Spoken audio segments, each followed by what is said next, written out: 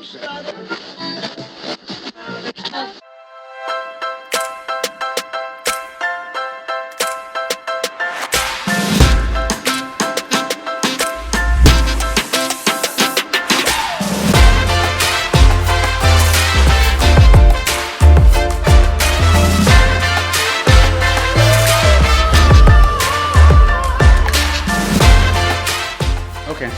so today, long day. I just kind of feel out of it. Not a lot of energy, but I'm gonna try and train anyway. Got some overhead squats, working up to a heavy set of 5, a couple AMRAPs at a moderate weight, just kind of get some volume in and get some squat volume, get the legs going. And then a workout METCON here, 3 rounds of 20 pull-ups, 30 box jump overs, and 20 toes to bar with a 1-minute rest in between. Goal is to finish somewhere between 16 to 21 minutes, including the rest. So Kelsey did this one earlier, so I'm just gonna do what she did and see how it goes. They're out for a walk, so we might see them when they come back in. Yeah, just want to move, so we'll see how this goes, see how I feel.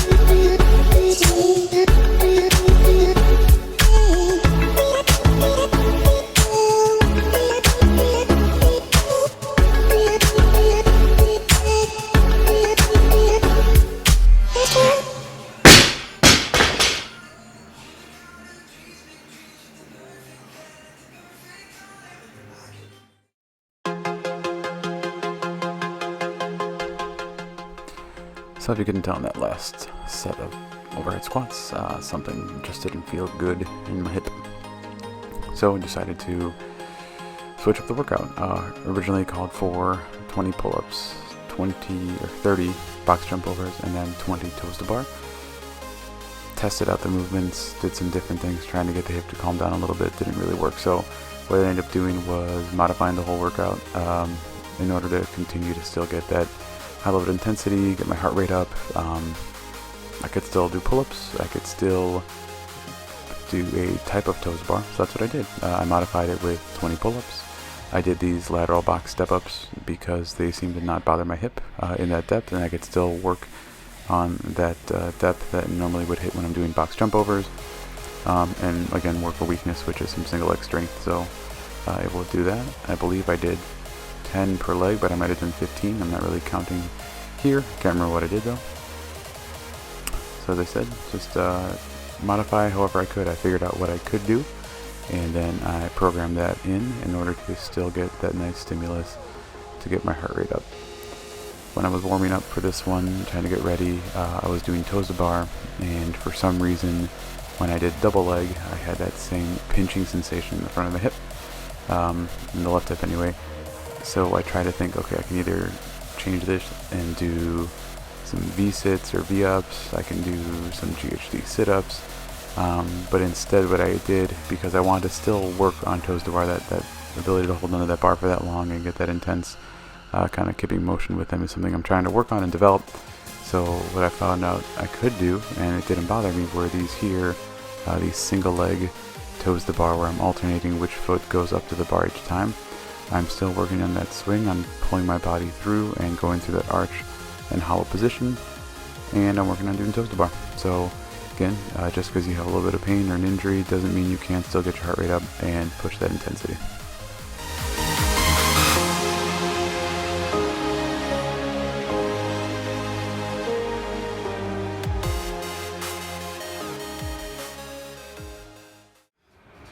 So when we look at the overhead squat, there's a lot of components that people don't think about. Usually they just assume it's their shoulder stability or shoulder mobility. Can they get the arms overhead? Are they leaning forward too much? Why can't they get there? They assume it's something in their shoulders, when a lot of times what people fail to look at is what's going on south of the shoulders, what's going on in the hips, the knees, and more specifically and more importantly than anything else is probably the ankles. So if you look at a person's anatomy, right? You have your foot on the ground. That's not going to change. That has to stay down, unless of course you're wearing a weightlifting shoe that's going to bring your heel up a little bit. Typically we're wearing trainers, Nanos, Metcons, Noble, whatever your poison is, bigger poison, right? That foot's going to be flat. The knees are going to bend, the hips are going to bend, we're going to sit down. What we see in the overhead squat a lot of time is as people are squatting down, they're coming down, and a stiff or tight ankle is only going to allow their knee to go to a certain distance, right? What we know is when we're squatting, let's make this foot bigger so you can see it better on camera, and then this knee longer, right? If we're limited to that degree of ankle dorsiflexion, or ankle forward bend, ankle bend, whatever you want to call it. Dorsiflexion is the anatomical word for the whatever movement it is, right? Kinematics, right? So if we have limited ankle dorsiflexion, that knee does not go past the toe. Ideally, we want that knee to go past the toes. We know that we should be able to squat, and when we do squat, it's more important that our knee go past our toes and sit behind our toes. Old wives' tale, or just fake news, old news, whatever you want to call it, right? That knee we want to go past. If we are limited in the ability to bend that ankle forward and get that knee go past the toe, what happens is we make up for it in a different place. Typically what we see is then increased knee flexion or knee bend, which then leads to increased inclination of the torso. So we're folding over a ton. And then where do our shoulders go? They go back here, right? In order to keep that barbell, the lines are not straight, but to keep that barbell over the midfoot. Ideally, when we do this, we want our torso to be more upright, a little bit less hip flexion, knees flexed a little bit more, like basically, you know, below that squat. So like if someone's here, they can't get any lower, or they stop. This is as low as they go, because if they go any lower, they're going to lose that barbell overhead. The ankle is the thing that's limiting the most, right? Unless, of course, there's something going on hip, you got a pinching in there and you can't get lower. But technically, if your ankle is stiff, the more stiff, the less you move in the ankle, the more likelihood you are to have pinching or tightness in the hip because of how much further forward that torso has to incline or dive forward, right?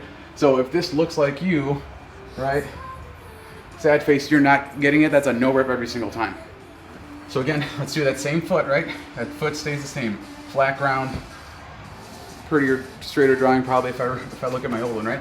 So now let's say you have a ton of ankle flexion. We have about 40 degrees, which is just a random number that I throw out there because that's something I've seen in the past, and it's just a number that's given, right? So about 40 degrees, or if you've ever seen, you know, I'll do a separate video for that about ankle range of motion, but let's say you have plenty of motion, right? So let's say instead of being here where we were before, we have a ton more, right? That knee can fly way past that, and not only that, because of that, whew, look at that.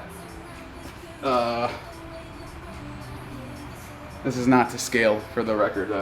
That's a really long shin. Most people don't have a shin that long. But hopefully you get the picture, right? Let's say that's the size 12 foot, really long shin, about an equally long femur there. And that individual can now sit really deeply into that squat because that ankle is allowed to dive that much further forward, right? So this is what we call ATG squat, or a butt to hiney, butt to grass squat. Now that torso can be in a much more upright angle, right? For the record, I'm drawing someone that anatomically is probably the perfect length and size for squatting. So you got the long torso, shorter femur, and about the average size tibia, right? So right here, this individual, you can see they're much more upright. See the bar, their shoulders, we're gonna say their head is right here, right? Shoulders can be here, and then the weight, again, that's an enormous plate. I don't know plates that's oddly shaped unless you're really old and have some old ones and they're not in really good condition, but you get the picture again.